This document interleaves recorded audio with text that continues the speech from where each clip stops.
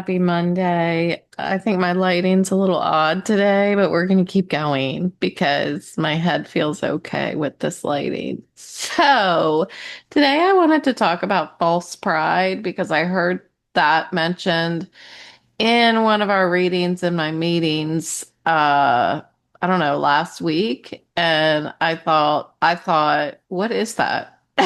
Like I hear these terms so often that I've almost accepted them without actually thinking through what they mean so much for me in my life. So, what is false pride, and what does it mean in my life, and how does it apply, if at all, to both my stroke recovery and my experience recovering from alcohol? So we'll just see what squeezes out. um, so false pride. So pride is interesting because it can be a healthy thing where we have self-respect and we appreciate our own growth and we have dignity. But I think that a lot of my life, what I've actually been experiencing is ego. And that is not healthy. So when I look at that, is ego related to false pride? Like, false pride is protecting the image of myself because I'm afraid of other people seeing who I really am, you know?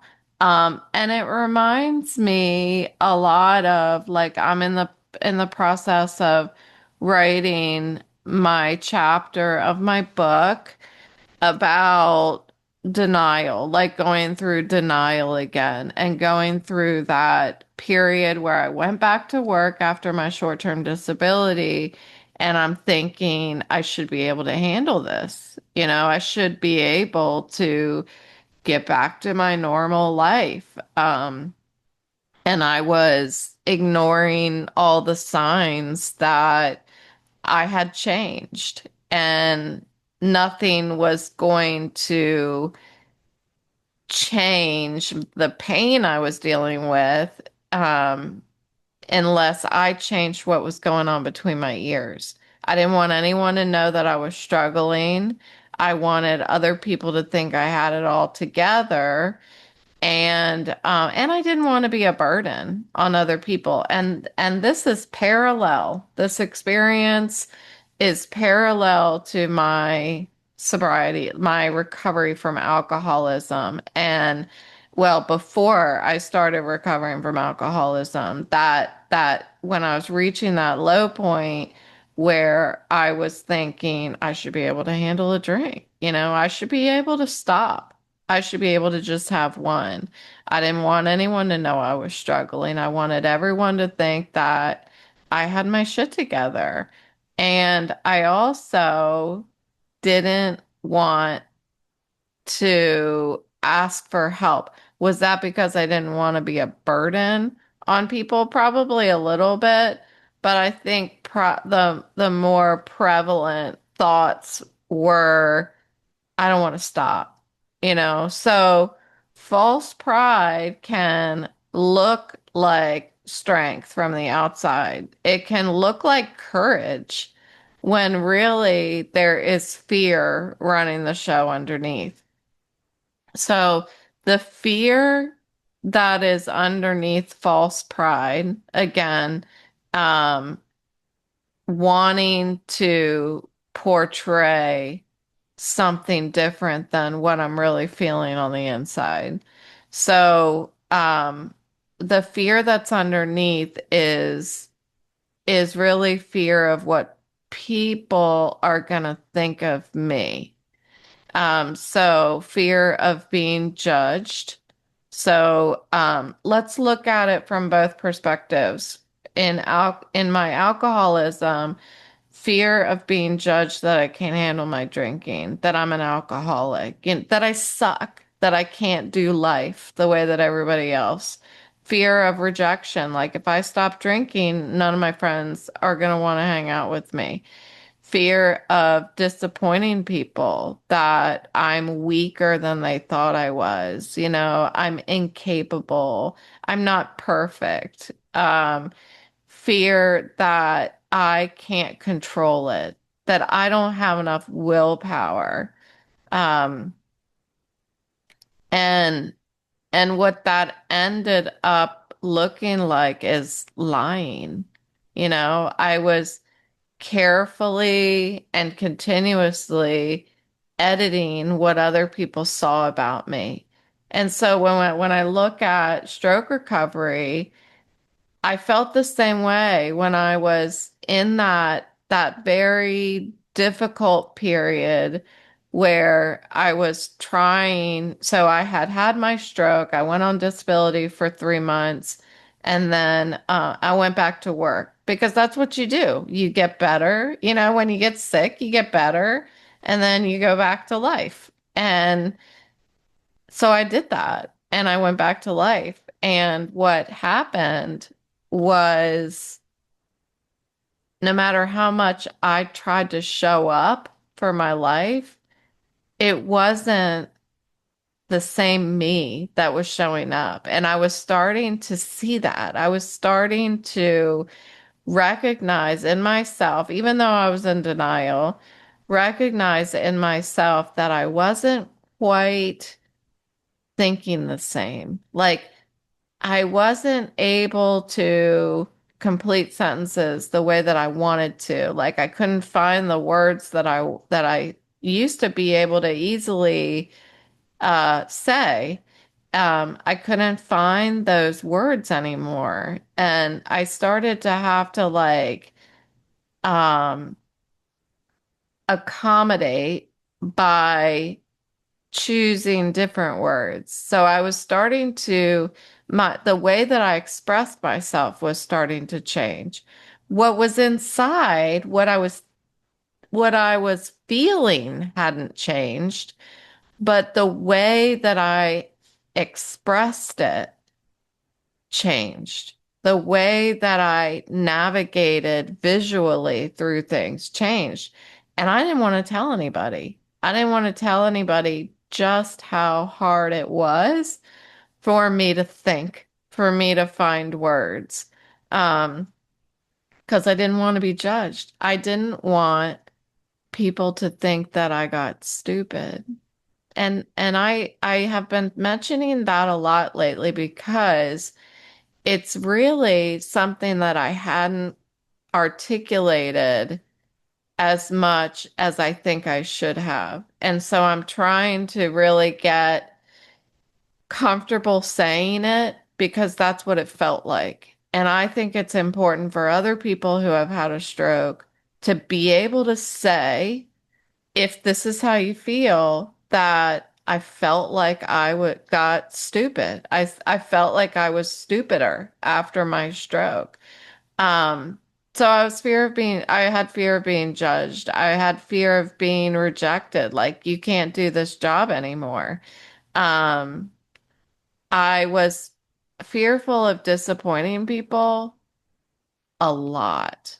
I was not putting my own needs first. So when I was feeling all of that pain, I was just like, just keep going, you know? I didn't want anyone to think that that I was incapable. And I didn't want, well, I wanted once again to carefully edit what other people saw in me. And I wanted to show people Rachel version 2.0 when I had already changed. I had already upgraded to Rachel version 3.0. And I didn't know it. That those changes, the memory, the language, the migraines, the visual intolerance and the pain in my eye, like all of that stuff, I I was pretending that it wasn't there. So what was natural for me before I had my stroke became impossible, but I didn't know it was impossible for 2 years. I kept trying. Um, I kept trying to be Rachel version 2.0 when I was Rachel version 3.0. We can't be anyone else other than who we are. And who I was, my identity had fundamentally changed, but I didn't know it. It's so parallel to getting sober because here's the one thing that just struck me that's different is when let's see if I can articulate this. So before I get sober, I make the decision to that I recognize that my life is unmanageable and I make the decision to walk through a door that opens up the world of Rachel version 2.0. Um, and then I'm sober for 5 years. And then a stroke, something that I can't control, is what opens that next door to Rachel version 3.0. Um, I hadn't quite realized that, but it they're one and the same in that I couldn't change either of them. Even though I made the decision to walk through that first door into Rachel version 2.0, um, it was a disease that made me have to do that. Yeah, I could have not done it. Um, it was something that I couldn't control.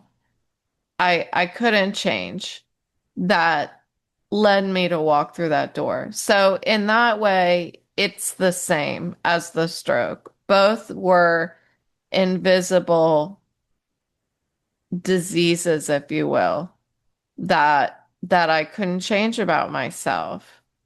Um, so I thought that this was interesting. What I heard in this same meeting where we were talking about false pride was I don't know if it was in the book or somebody else said it, was could withholding my true self be a form of selfishness? And I thought, oh, I need to write that down. So that's what I did. I wrote it down.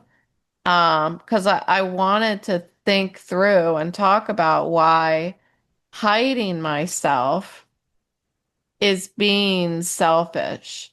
Um, I may tell myself that I'm protecting other people, but I'm actually protecting myself from discomfort. I'm refusing to be vulnerable instead of in front of other people. I'm deciding for other people what they can handle about me. I'm denying them the opportunity to know me fully and to support me, um, and to recognize themselves and my experience. I'm stealing from them. And when I talk a lot about how I am so adamant that we were not meant to experience this life alone, that we were meant to live with one another, to resolve problems with one another, to learn from each other. And if I'm not being my true self with other people, um, and that's aphasia included or whatever you call my cognitive deficit. I think that I don't know. There's a gray line for me between aphasia and the cognitive issues that I have because I actually do say the wrong words and stuff. But what they've really concluded in my test is that I have, in my neuropsychiatric testing, was that I have a cognitive deficit in language and memory. So, for the most part, and thanks to doing this podcast, I've really come a long way in my ability to not say the wrong words, but I still am 100% reliant on an outline in order for me to not forget what I'm talking about. Like, I would never in a million years be able to do a podcast episode if I didn't have an outline in front of me. And sometimes even the outline, if I get symptomatic enough, I can't figure out how to go from what I'm saying to what's in the outline. So anyway, I digress. Um, when I am not showing people that total picture of me with the cognitive deficits, I'm not allowing them, you, to know me fully, to recognize to recognize yourselves in my experience. And that is what connection is really eh, built on. That's what is required for us to be able to grow together. So, what sobriety has taught me about showing up as my true self and opening my mouth, that's step 5. I didn't know how to do it until step 5. And it was like I was ripping the Band-Aid off. A Band-Aid that has been just adhered for years to somebody. It was like ripping that off, and it was painful to actually open my mouth and start talking about what is actually happening inside of me. What am I feeling, and what is the stuff that I think is so unique to me? Talk about it. Like, sobriety taught me how to get honest. Um, Not to polish things before I say them. Um, and that's really practice going to my sobriety meetings every day. Back then, I didn't go every day. Now I go every day, sometimes twice a day.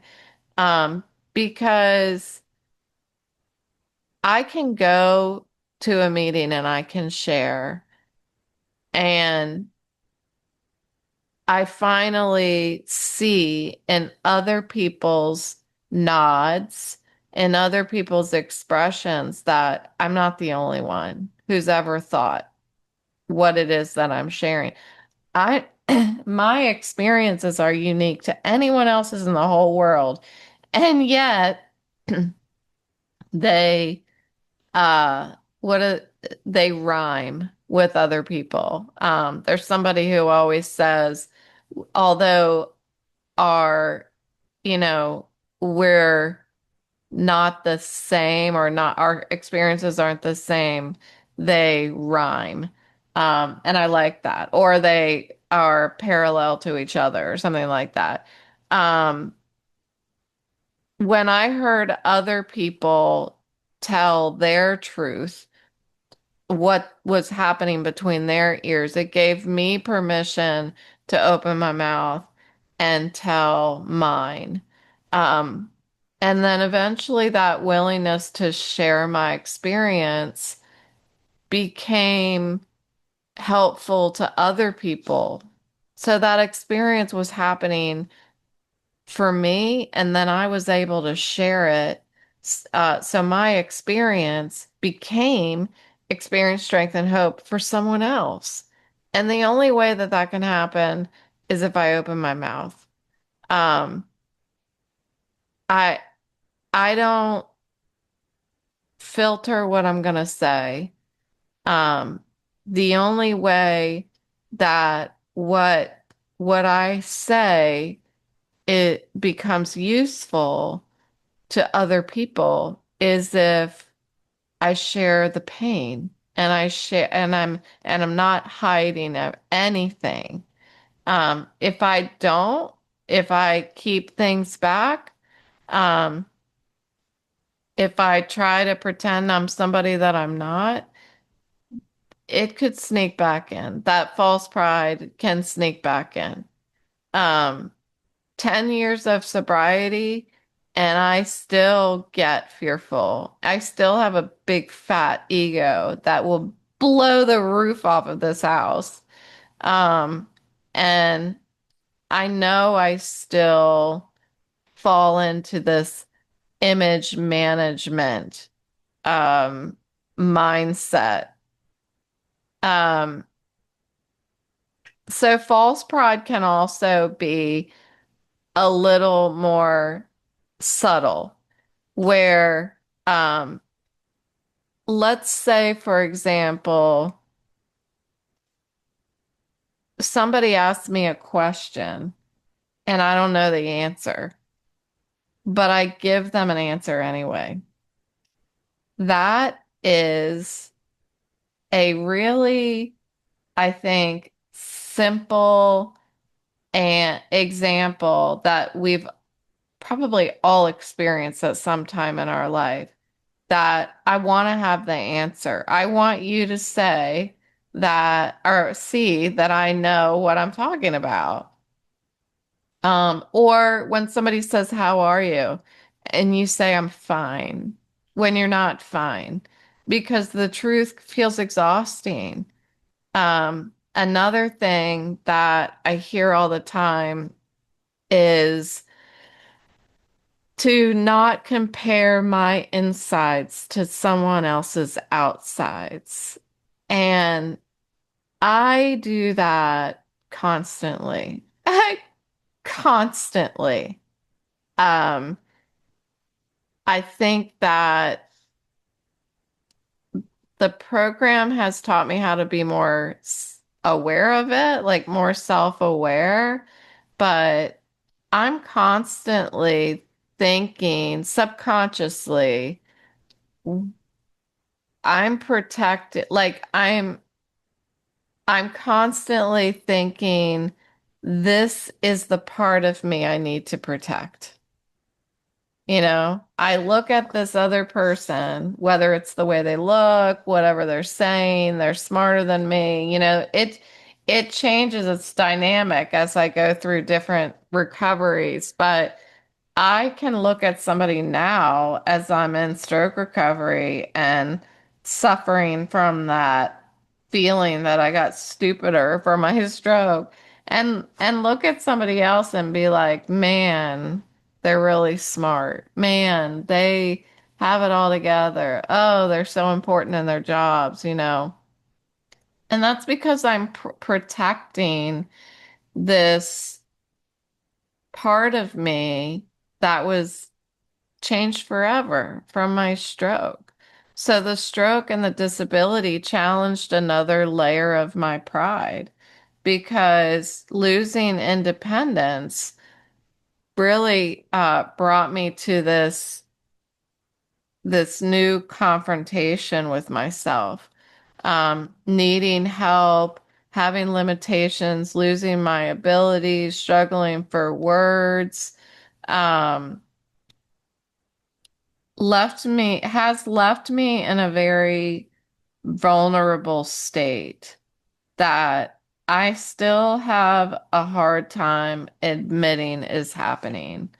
Um, And I go back to I went to an art workshop, um, I don't know, 2 weeks ago or something like that. And we were doing, I was learning how to use resin. I use UV resin to make my ornaments, to do some of my artwork. But this class was to learn how to use the resin that you mix. And I wanted to learn a little more safety tips around using that because it's super messy. Anyway, the instructor was showing us, no, she was telling us how to do something. And then everybody started working, and I was still sitting there like, I was like looking around thinking, well, wait, I don't have all of it doesn't make sense yet. It's hard to explain, but I had to repeat back to her several times what she said. I needed to confirm, excuse me, confirm that I understood. And it was one of the few situations that I've been in since I medically retired where I was receiving audible instructions and needed to follow them. And it didn't occur to me until later when I got home. And I actually said to my husband, I was like, wait a minute. I I think the reason why I had been like obsessing about it was because I asked the instructor to repeat things so many times that I noticed a little bit of exhaustion in her voice when she repeated something again to me. And so I kept thinking about that. I kept thinking like, at first it was, I was pointing fingers. At first it was like, oh, why, why is she so frustrated? Like she can't handle questions and stuff. But then later, as I thought through it, I thought, well, why was it so hard for me? Um, and that was that layer of me, like instead of looking at myself, I was pointing at her, because I didn't want to get vulnerable. I didn't want to look at maybe I was the problem, um, because I have this temptation to minimize what's hard for me, or I don't want to tell people that, well, I have a hard time following audible instructions because it sounds like I'm stupid. Once again, I'm not, I'm used to being this quick learner. You only have to tell me once. I don't have to look at it. I can figure it out on my own. And that's just not true anymore. So when I if I tell somebody that, then it's going to change their perception of me. But when I'm struggling deeply to like comprehend something and follow the instructions, then it's the same result. So that truth is going to exist whether I talk about it or I hide it. It's still going to be true. But the one thing that I can do is um is be honest about it. And I think that changes the beauty, the enjoyment that's happening within me. Because it's not going to affect them. No matter what's happening, it's not going to affect them. Other than, I bet you if I had told her, well, if I had thought of it, I would have. But if I had said to her, since my stroke, or I like to actually blame the stroke because I want people to know that I wasn't always this stupid. Isn't that, I know, I'm just saying it.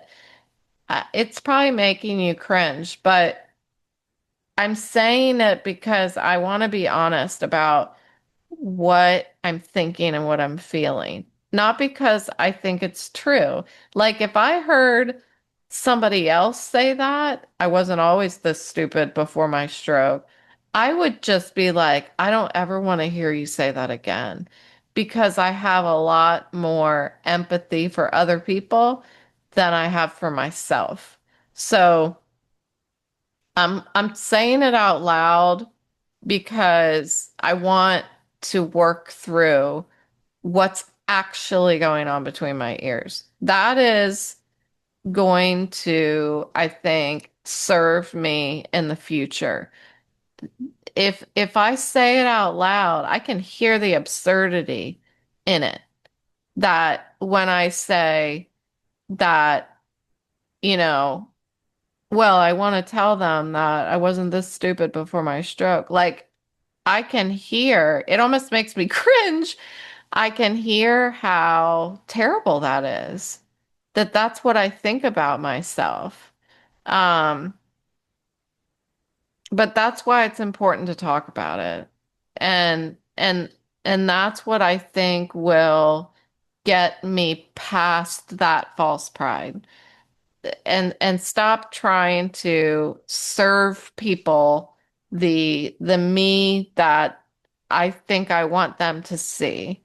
You know, what am I afraid of? What do I think that they're going to discover about me? That are they going to discover that I'm actually stupid? No. No, because I'm not stupid. And if I talk about it and I'm honest and not pretend that I'm okay when I'm not okay, like stop pretending that I I didn't quite register what you said and I need you to repeat it. It's interesting because when I was in my vestibular support group last week and I asked somebody to repeat themselves, she understood exactly why I asked that. She understood what my challenges were. And so she said, "Of course I can repeat that." And so she repeated it again and she slowed down. And and I didn't feel stupid. I was honoring my disability. So why not practice that outside of a support group? Um, Stop trying to protect other people and start honoring my disability. You know, um, it's like going to dinner with somebody who doesn't know that you're an alcoholic and they say, let me get you a drink. And you say, I don't drink. Well, for a long time, I felt like when I said I don't drink, they thought that I was not fun. Yeah, there's like total parallel. So if I say in stroke recovery, I don't understand, can you repeat yourself? Then I think that they think that I'm stupid.